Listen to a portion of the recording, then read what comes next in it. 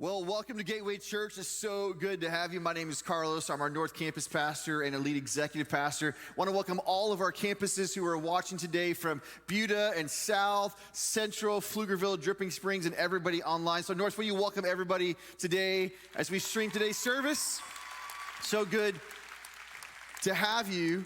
We are starting this series called Flourishing, and really, it's not a series to kind of hype everybody up, right? It's not a series like, oh, you're gonna make it, it's gonna be great, even though we do believe that. We do believe that better days are coming. It's a song that we all heard today live at our campuses.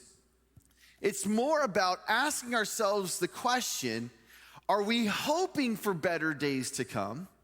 Or are we positioning ourselves for better days to come? And there's a huge difference to sit around and say, well, I hope I find a job, but you've never put a resume together. I'm dreaming for the dream job, but you haven't applied anywhere. As though somebody's gonna tap you on the shoulder and say, hey, I saw you at church one Sunday. Do you need a job? And we can wish and hope for these better days, and yet what we sense as pastors and leaders is, how are we as individuals taking responsibility to take ownership and say, how do we better position ourselves for better days to come, especially when it comes to our soul, especially when it comes to our spirit person that God has put in us. How are we flourishing? Are we flourishing? Are we not flourishing? And it's not just a question we're asking you as individuals or that we're asking ourselves as staff members and pastors and leaders. It's a question we're asking our church.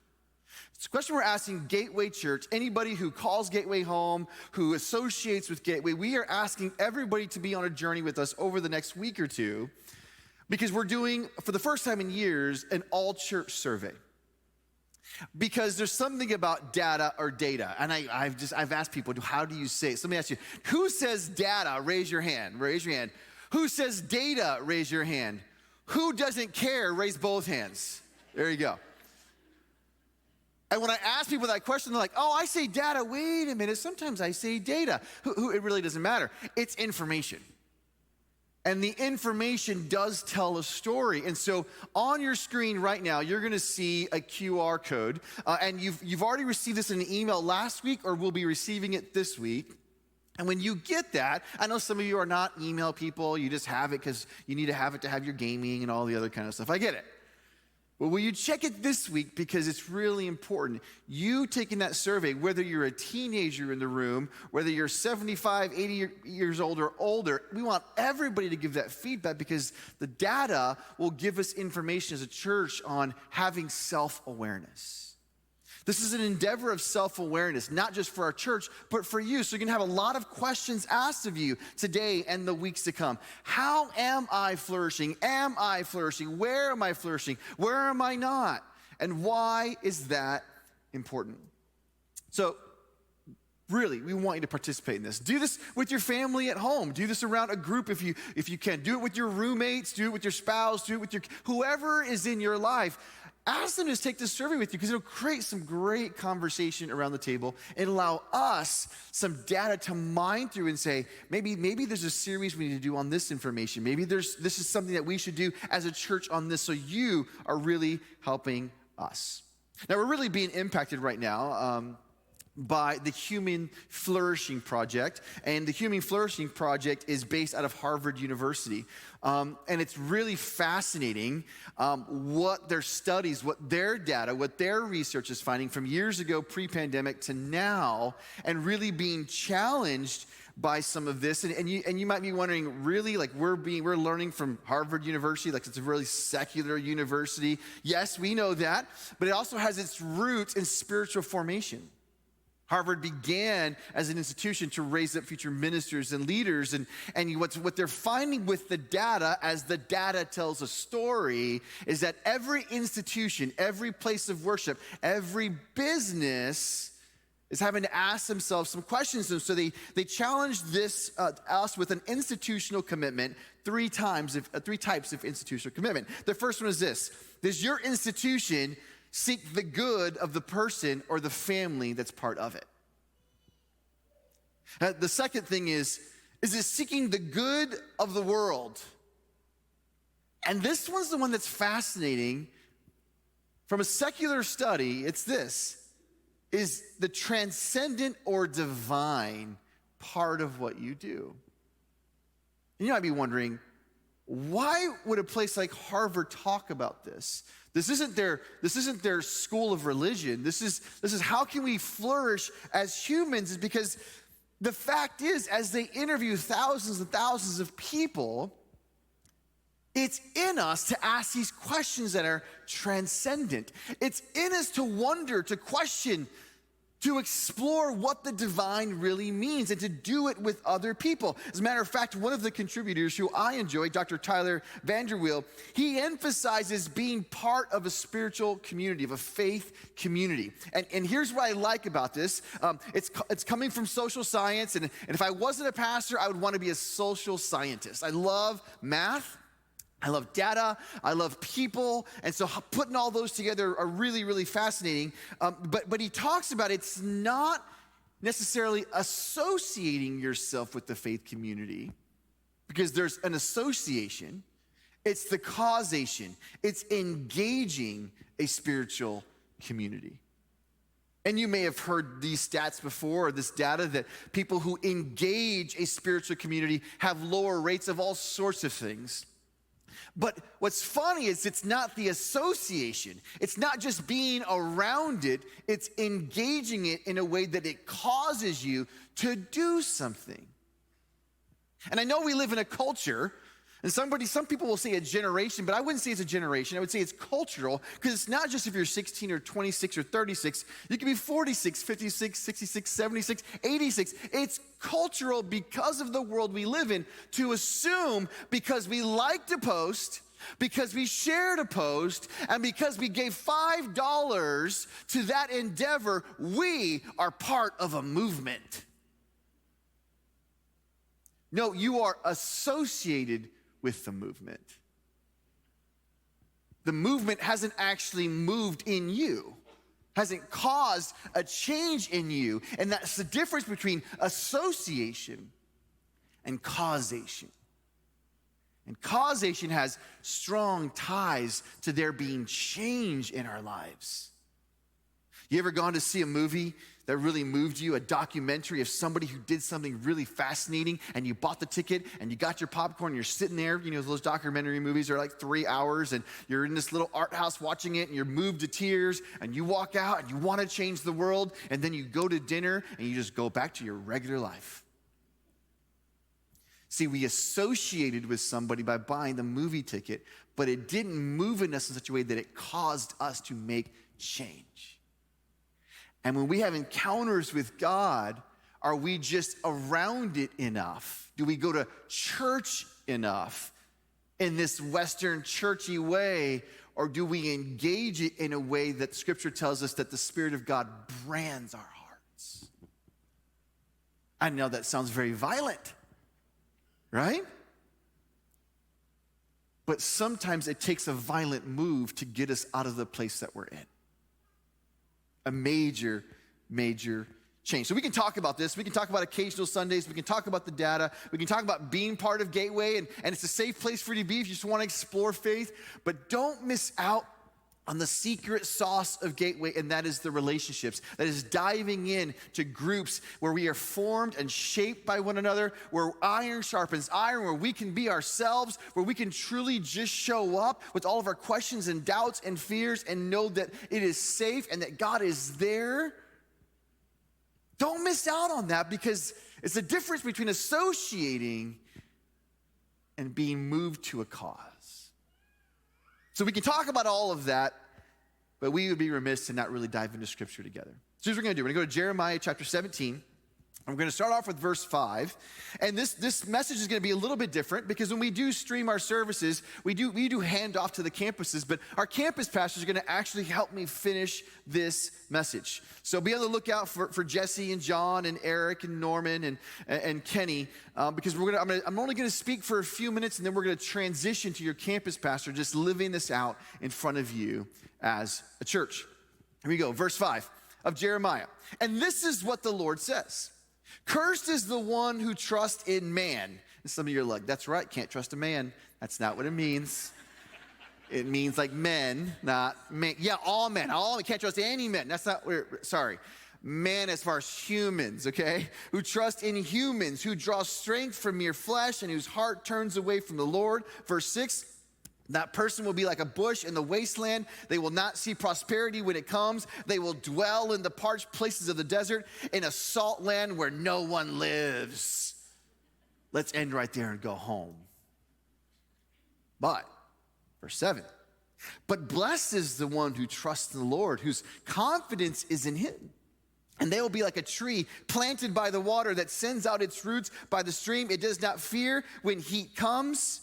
Its leaves are always green. It has no worries in a year of drought and never fails to bear fruit. Now, that's how I want to be. I don't want to be worried about what's coming. I want to know that I can bear fruit, that my roots are growing. I hope that's a picture of my life. I hope that you want that for your life. So I took verse 5, that really encouraging verse, and what I did was I broke it down through a Hebrew lens, not an English lens, a Hebrew lens of how that would be reinterpreted for us. So again, verse 5 says this, cursed is the one who trusts in man, who draws strength from mere flesh, and whose heart turns away from the Lord. And if you're looking at the screens, I put the key Hebrew words under those words that create a sentence for us, and with the Hebrew lens, here's how it would sound. So you're going to listen to me with the Hebrew lens, and I want you to compare it to what we just read. We place a curse on ourselves when we put our confidence in human systems. When we stand shoulder to shoulder with other human mortals and allow our inner selves to leave the one who caused us to exist. See, when you read the first one, the assumption is, well, God's going to curse you because you've gone away from him. No. The context that's meant for us to understand is by our decisions, by the way we live our lives, we begin to take ownership. We begin to take ownership of our decisions and the path that we choose to go down. We decide where our confidence is. We decide if we trust humans or we trust God. We get to decide. And a lot of times, and maybe the way you grew up, if you grew up in church, is like, well, God's going to curse you. No, God didn't curse you. God did not make you quit that job. Our decisions to not show up well got us fired from that job. Oh, God, why is this happening to me? God, I've tried to find a job for years and it isn't happening. And I wonder if we've stopped and really taken the time to say, do I suck as an employee?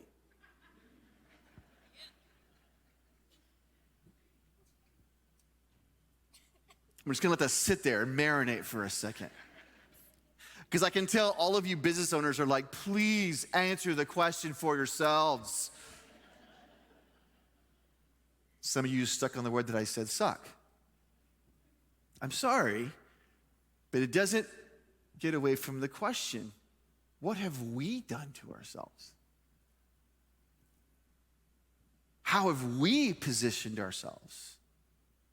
Where is our confidence? So if we chose this, and we went down this path, and we moved away from God, or we moved away from relationship that made us closer and drew us back to God, then we chose. So then verse 6 makes sense. That person who chose will be like a bush in the wasteland. Because you chose, I chose. And they will not see prosperity when it comes because we quit the job and we didn't want to work and we. And they will dwell in the parched places of the desert in a salt land where no one lives because we chose to walk away from health. See, flourishing isn't some supernatural dust that gets sprayed over you at a church. Flourishing is about positioning ourselves in a way to say, okay, God, I have positioned myself, and it's this partnership together. So according to the passage, how we flourish in our relationship with God. How do we do this? Verse 7, but blessed is the one who trusts in the Lord, whose confidence is in him. And they'll be like a tree planted by the water that sends out its roots by the streams. And do not fear when heat comes and its leaves are always green. You know that person that's just always happy no matter what happens? And they're so annoying.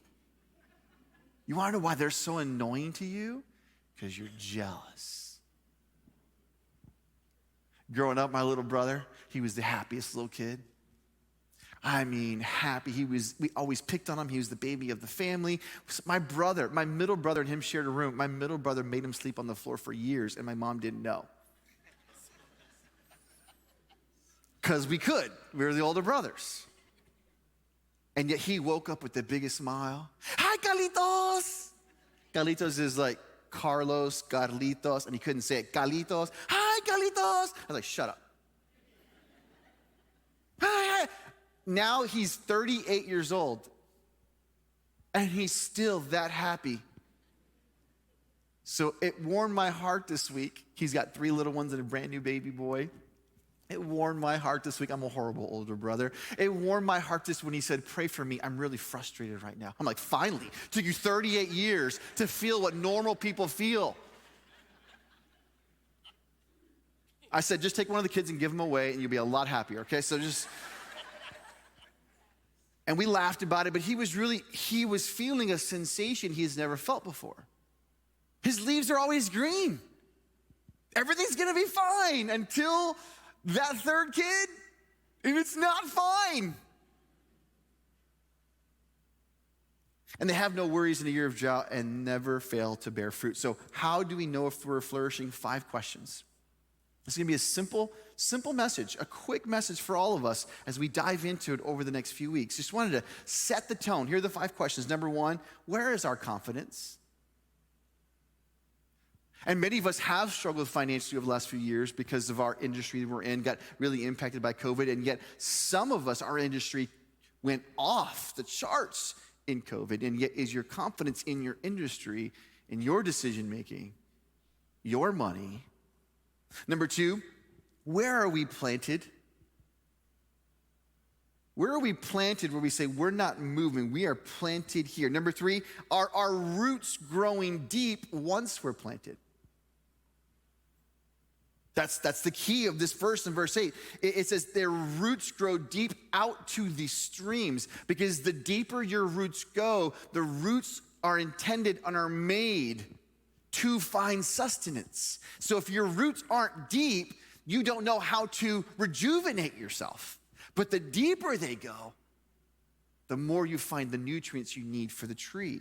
Number 4, what role does fear play in our life? It says here, it does not fear when heat comes, when the circumstances come, when the temperature rises. There's no place for fear because the confidence is in God. And they know they're planted, and they know the root system is going to bring sustenance when nothing else is there. Why? Because there is no fear. It is set up that way. What role does fear play in your current life? And number 5, are we bearing fruit? Is there fruit for our lives? And I'm going to speak to everybody who's already a believer in Jesus. If you're not a believer in Jesus, just listen to this. I think you might be encouraged by it, right? If you're a believer in Jesus, I want to ask you a question. I've heard so many people at Gateway from other campuses and in North just say they love Gateway, love our mission, and they say, man, I've been at Gateway 12 years. Oh, that's awesome. Been at Gateway 15 years. Yay. I can't wait for next year when Gateway's 25. I've been here 25 years. Awesome. And then I look at some of these people and I say, so tell me your fruit.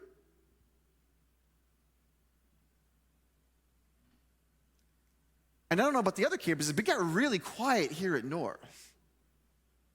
Don't tell me how long you've done something. Tell me how fruitful the thing you're doing has been.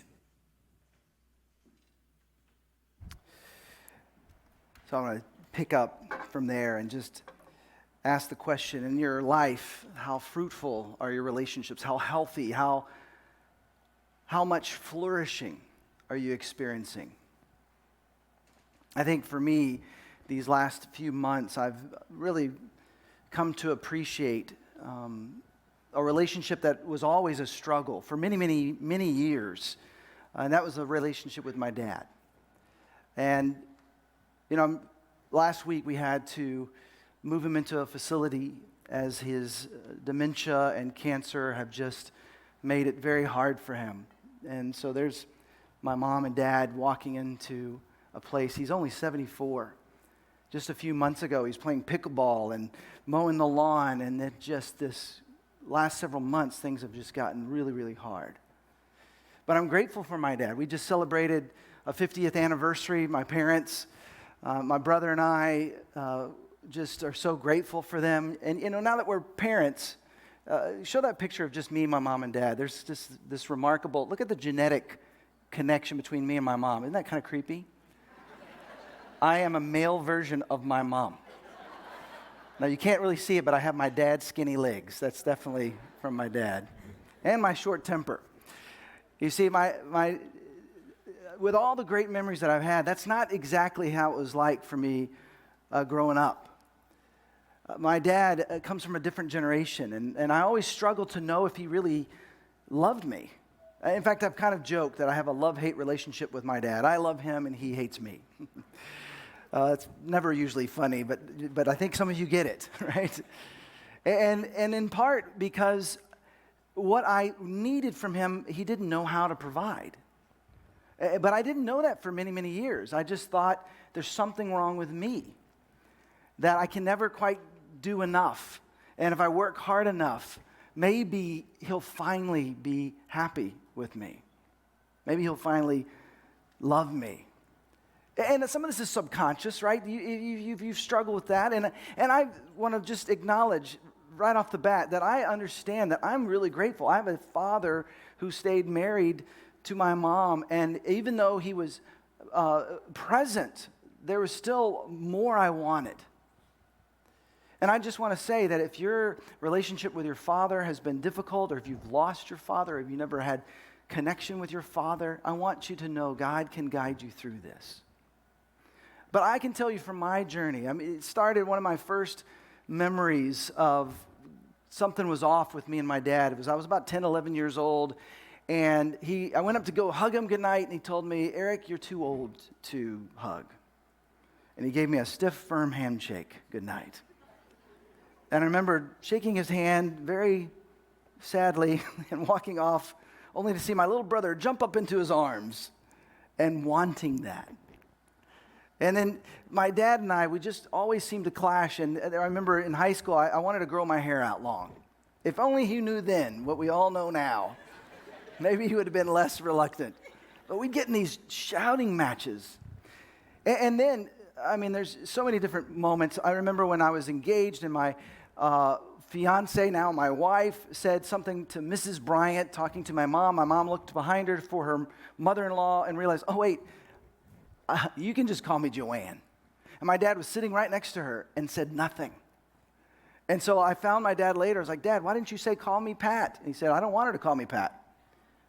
I want her to call me Mr. Bryant." I was like, "You want my fiancée to call you Joanne and Mr. Bryant?" He said, "Yeah. I figure she can just call me whatever my grandpa name becomes." Well, so for 6 years, we didn't have children, and my wife would just wait till she got eye contact to start talking to him. She didn't know what to call him. And actually, one of the biggest fights of our entire relationship was the night before the rehearsal dinner. I had come home late. I'd been living out on my own in college, and now I'm staying at my parents' house. And I come home, and I knew something was off because all the lights were on, and they were awake. Normally, they fell asleep watching Matlock at like 8 o'clock, right? And so I come in, and my dad is fired up. He is so upset. And he just starts yelling at me, "What are you doing coming home so late? Don't you even care that we have this big event tomorrow? We haven't even talked about it?" And I was just kind of overwhelmed with just all this rage and anger. And I had this thought. I know it's not from God because it didn't work out as well as I had in my mind. But I thought, you know what? If I start yelling and screaming at him, I bet that will show him how ridiculous he looks and he'll calm down. That is not what happened at all. I start yelling at him, "How am I supposed to know what time you want me to come back? You never told me." And I'm yelling, he's yelling, and I cannot stop yelling at this point. Well, fortunately, I have a 4'11" mom who is able to get in between us. Because, we were looking each other eye to eye. There's spit flying and fist clenching. We were going to come to blows the night before the rehearsal dinner. But my mom is so loud, even though she's so little, that ear-piercing screaming, it just was enough to just disable us both. So I went off to my room, he went off to his room, and nothing was resolved. More bitterness, more anger, more not understanding each other. And I had this habit. I was really trying to walk in my faith, and I'd been walking with Jesus at this point about 4 years, and praying every night is something that I had developed as a discipline. But I didn't want to pray that night. I was so mad. But then eventually when I did pray, it was an angry prayer. God, smite my father, right? That kind of prayer. In fact, I remember specifically thinking, you know what, God, we're gonna, because we were about to get married, move to Seattle, and I was thinking, God, when we get married, we move to Seattle, my mom can visit, but my dad can't. And I thought, you know what, actually even better, he can come when we have grandkids, right? When we have children, he can come visit the grandkids, but they're gonna call him Mr. Bryant, right? I had this diabolical plan all ready. And in the midst of the praying, eventually I confessed, but God, forgive me for losing my temper. I shouldn't have done that. I know better than that. I wasn't even mad at first. I was just triggered. I was just upset at how he was treating me. And then I had this thought that I should go apologize to him. So I go into the room, it's dark, I kind of kneel next to the side of the bed where he's sleeping, and I just say into the darkness, Dad, I'm really sorry I started yelling at you. I'm sorry I didn't ask if you needed help for tomorrow night. Would you please forgive me? And then I heard a sound I wasn't really used to hearing growing up. I could hear my dad crying. And he said, I'm sorry, I'm just having trouble saying goodbye. See, what I began to realize over the next several years is that hurt people. That sometimes the wounds from our own childhood get passed on to our kids. And so, even in these last several weeks, as we've been watching my father decline so rapidly, these last 2 days, we were just there. My brother comes into town. My wife and I were there. My aunts and uncles are all coming in to be with my mom. And she's been so heroic through this. She said, I said, Mom, I'm so sorry this is happening to you so young. And she said, you know, his dad died at 57. This is almost 20 extra years. And he had to retire at 55. He was an air traffic controller. One of the reasons he was such a stressed out dad, it was such a stressful job. She said, because he had to retire at 55, I've had almost 20 years with him at home. Just such a unique perspective. And so, as we've been grieving and saying goodbye, and even before that, I remember, I've been reflecting on what my dad has taught me and just how grateful I am for my dad. As wonky as things were, it took counseling, it took being married with a woman who has great discernment and wisdom, it took going through recovery, working the steps, and learning my own issues and why is this relationship not flourishing. And I've seen progress. I was able to start looking backwards and seeing some of the ways he was showing love that was just different than ways I was looking for it. He may not have hugged me or said he was proud of me as much as I wanted growing up, but you know what? He was the guy I could go to help me fix my car. He was the guy I could go to in the middle of the night when there's a storm coming and I'm afraid I may not get to the airport in time, and he would drive through that storm in Central Texas to get me to the airport so I could fly back to see my family. He was that guy who would just faithfully serve behind the scenes at church to the point where eventually the pastor asked him to become a leader in the church. Not because of what he says, but because of the faithful ways he works and serves so hard. I also learned humor from my dad. When he was starting to struggle with his memory, I asked him, Dad, what do you do when you're forgetting things? Like, how do you handle that? And he said, or you just have to laugh about it. And my dad loved to laugh. His favorite movies were the movies where everything was falling apart for the person on the film. the money pit, planes, trains, and automobiles. The worse things happening for that person, the more hilarious for my father, right? Those are some of my favorite moments. Some of my favorite films, just hearing my dad laughing at all the tragedy for that other person, right? And so I asked him, what do you do? And he said, I just laugh about it. And there was at Christmas, they were at my house. They were visiting and staying in my daughter's room since she was out of town. And he comes up that morning and he's laughing. I said, Dad, what's so funny? He said, you won't believe what happened. I woke up this morning and I looked around and I thought, what am I doing in a teenage girl's room? And who is this laying next to me? He was like horrified, like, where am I and what am I doing here? And once he realized it was his wife, he just started to laugh. He comes out and tells me, and then he tells me 3 more times that day, right? But as I've been reflecting on how grateful I am that there has been a sense of closure with my dad in many ways, that I know he loves me. It's just in the own way. He didn't even get a handshake from his dad, right? He's been as emotionally available to me as he knew how. I'm so grateful for him. But then, as I think about flourishing in my relationships, it just dawned on me, I have a young adult son. I've been so worried about getting my dad's love. Am I expressing my love to him in a way that he understands?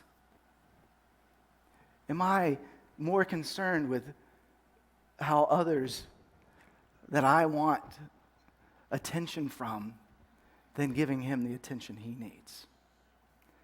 And so what I want us to do is just pause for a moment. I want to give you some time to reflect on some of these questions. We have something called Digging Deeper, which I encourage you every week to actually download, to actually look at the questions, to reflect on them, to read the scripture passages. This could be what creates that time with you and God each day. Or it could be something you discuss over lunch with your family or in your community group during the week. But I want to just create a moment for you to look at these questions that are coming up on the screen. And I want you to just be honest. Am I flourishing? Think of the areas of your life where you may not be flourishing. Allow these questions to guide your thoughts. Pray and ask God to reveal to you, what is it you want for me?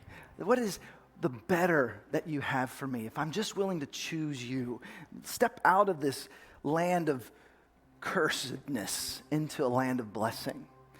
And maybe these questions could also lead you to take this survey. If not now, sometime today, you could even look at these questions are about how are you flourishing? And we're going to be looking at these results over the next few weeks of what you're saying is true in your life. So just for the next 2-3 minutes, it's going to be a little longer than you're used to, sitting in silence. And so to help us with that, we have a keyboard playing, all right?